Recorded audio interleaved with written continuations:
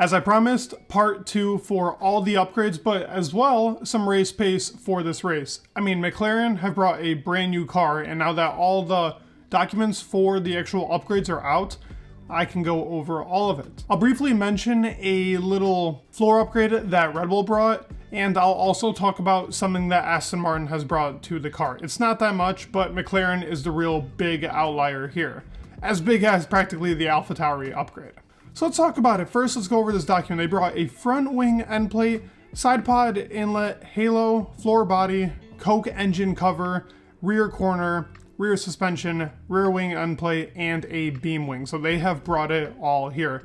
Some are circuit specific stuff like the beam wing, but everything else here is brand new. Let's start with this forward picture. So first, when I'm looking at this, the first thing that comes to my mind is this thing is turning into the Red Bull clone. And when I say that, I don't say that in a bad way because, listen, they have the best car. Why would you not go down that philosophy if you're already picking up on it? They have the same suspension, which is already putting them in a different avenue to every other car because they're already ahead in knowing how the suspension works and getting on top of that. But also, this is partially a hybrid design with still having a slide pod that is identical to the Aston Martin. But as you can see, the side pod inlet, it's even closer now together, very much like the Red Bull. They even have that little undercut from the bottom.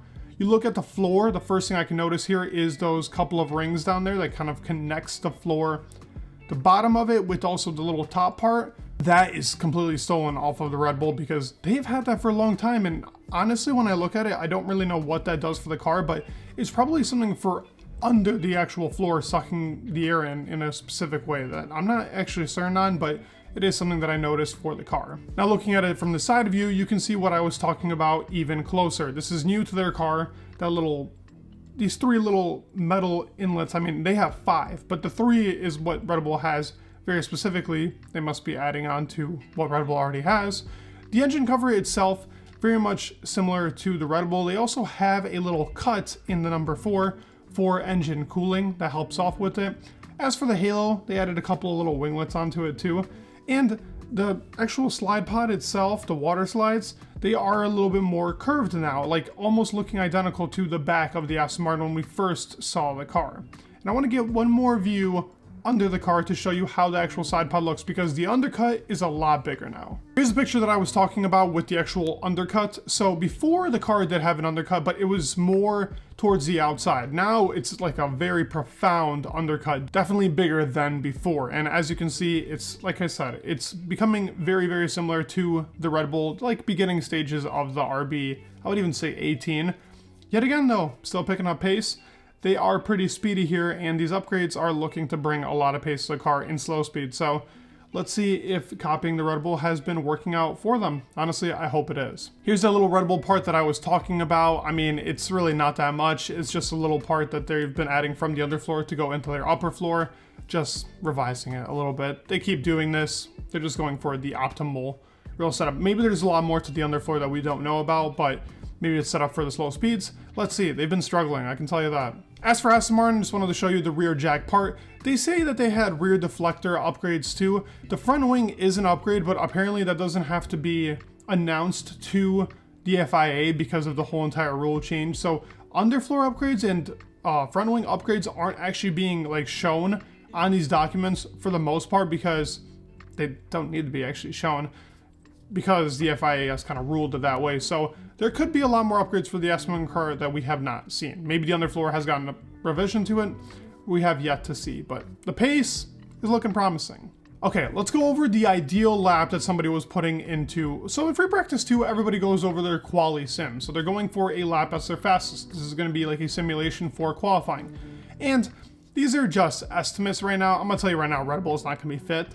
But if you look at the ideal laps, it gives us a good idea of where every team kind of stacks up. Like Ferrari is by far the best car right now in the first 3 sectors. But I would say on the actual qualifying day, McLaren is probably going to be fighting Ferrari for Sector 1.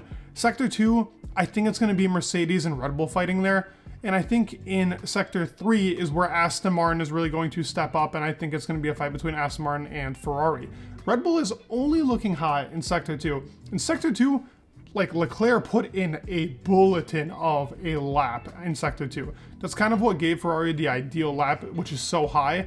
Their Sector 3 and 1 is really strong, but Sector 2 is where I think Red Bull right now is the strongest, but Mercedes is also very, very strong there. It's a very, very close fight. McLaren is right on that edge. I don't know if they have the pace in qualifying to get ahead, but that race pace is pretty damn good. But here's another actual image of an ideal lap from every driver, which I think is, I guess, a little bit better to look at. Shows you that Leclerc put in Sector 1 and 2 the fastest, but Sector 3 wasn't the best. The car is set up in a window that kind of works for Sector 1 and 2, but 3 not the best. Sainz had the car in a different setup. Clearly, this setup is a little bit better, in my opinion. I think the Sainz one is the better one, because Sector 3 is the fastest part of the circuit. You need to be fast there. Alonso, very fast in Sector 3. Sector 2 is a little lacking, which is not great for them. But you see Mercedes, they're all up on the board for these top 10 times. You even see Lawson creeping, and that's kind of crazy.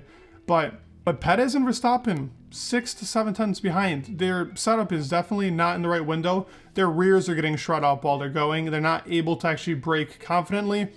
It's looking like a little bit of issues for Red Bull, but as I said, I don't think that's going to persist throughout the whole entire weekend. I think practice 3 is going to be a big one for them.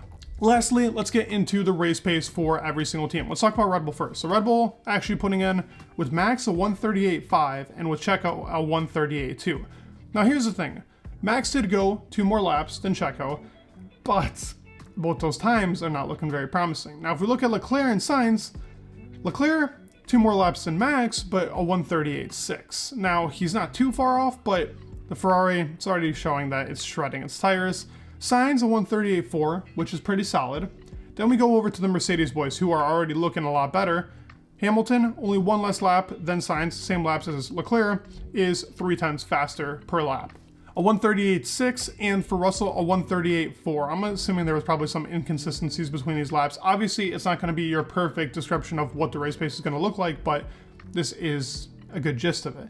Now for Norris, he did a soft run, long run. So he had a 138.1 on the 8 laps that he did, but I'm not really sure if that is the best thing that they can be doing, is going for a soft run. It does show here that he boxed on lap 6 for hards and then did 2 laps, but here's the real big one. Alonso is the fastest so far in free practice 2. The actual Aston Martin car is very quick on its tires.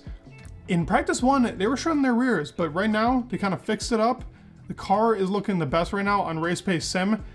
If they can improve their quality, if they can get a P3, P4, they could win the race. I mean, that's saying Red Bull doesn't get even P1 or 2, because I think if Red Bull's ahead, it's going to be tough. It'll be very tough, but the Aston Martin has a big chance here. They really do. If stuff goes right, they right now look like the most promising car. But McLaren is also very fast in long runs. Don't get it twisted. Right here, there's no data on the medium, but I would expect this to be a 5-way fight between the teams. It's going to be exciting because we have a lot of racing to do here because it's so long, but it's so fun. If it's wet, the team with the most downforce is going to really benefit here because shredding of tires is going to be bad in the wet too. Those intermediates are going to be flying as soon as it starts drying a little bit. So it's really dependent on who's got the best tire wear and who can benefit from it the most. So let me know your thoughts down below. What do you guys think? Who's winning this race? Please leave a like, subscribe, it'd mean the world, and peace.